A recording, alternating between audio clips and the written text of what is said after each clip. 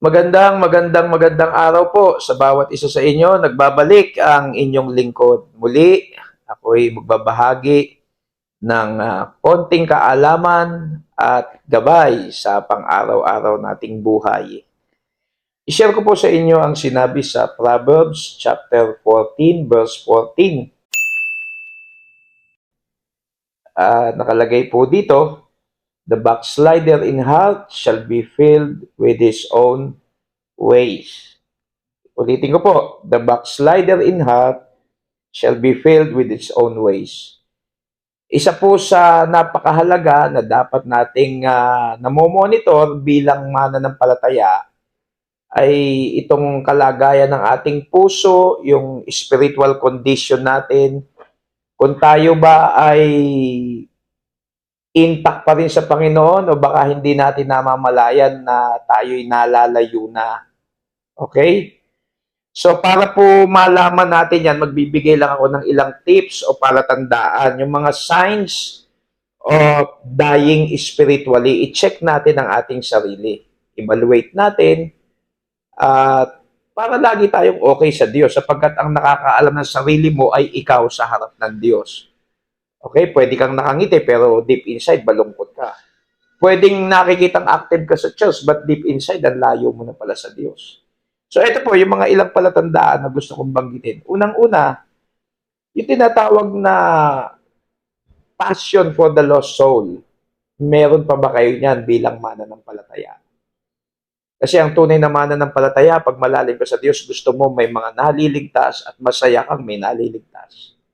Passion for the lost soul. Pwede mo rin i-consider yung priorities mo. Priority mo pa ba ang Panginoon o hindi na? Baka wrong priorities na. Okay? Pwede mo ring i-check yung tinatawag na complaint attitude.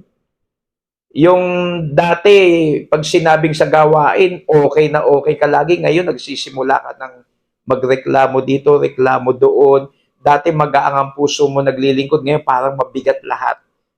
So, i-check natin ang ating sarili para makita mo kung okay ang spirituality mo sa harap ng Diyos o hindi. How about yung negative finder? Dati hindi mo nakikita yung mga pangit na bagay kasi ang nasa puso't isip mo, looking unto Jesus lang. Ngayon, sita dito, sita doon, nakikita mo yung pangit, nakikita mo yung hindi maganda, nakikita mo lahat, at nagsisimula ka ng matisod.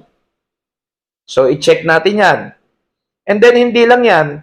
Maaring nagbabasa ka ng Bible, pero hindi mo na naia-apply, o nagbabasa ka ng Bible, wala nang lasa sa'yo. Hindi lang yan. Maaring dati submissive ka, ngayon nagsisimula ng atakihin mo unti-unti yung mga nasa authority na nilagay ng Diyos. Marami pa pong iba. At i-check mo rin kung okay ang prayer life mo ngayon, baka hindi na rin. Kaya nga, ang sabi ng Proverbs 14:14, "The backslider in heart shall be filled with his own ways." Yung ikaw na lang, wala na si Lord. Kasi deep inside, ang layo mo na pala sa Kanya. Higit sa lahat, i-check natin yung pag-ibig natin sa Diyos. Baka katulad tayo na nasa Revelation, "Thou hast left thy first love."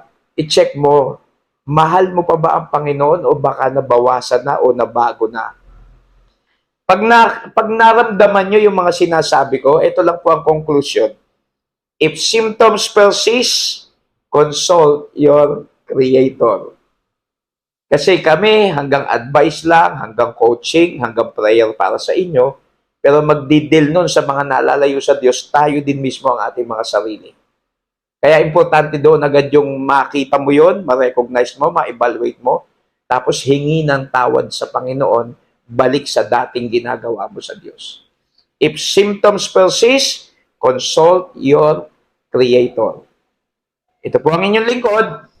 Papaalam na muli ang Pekeng Kano.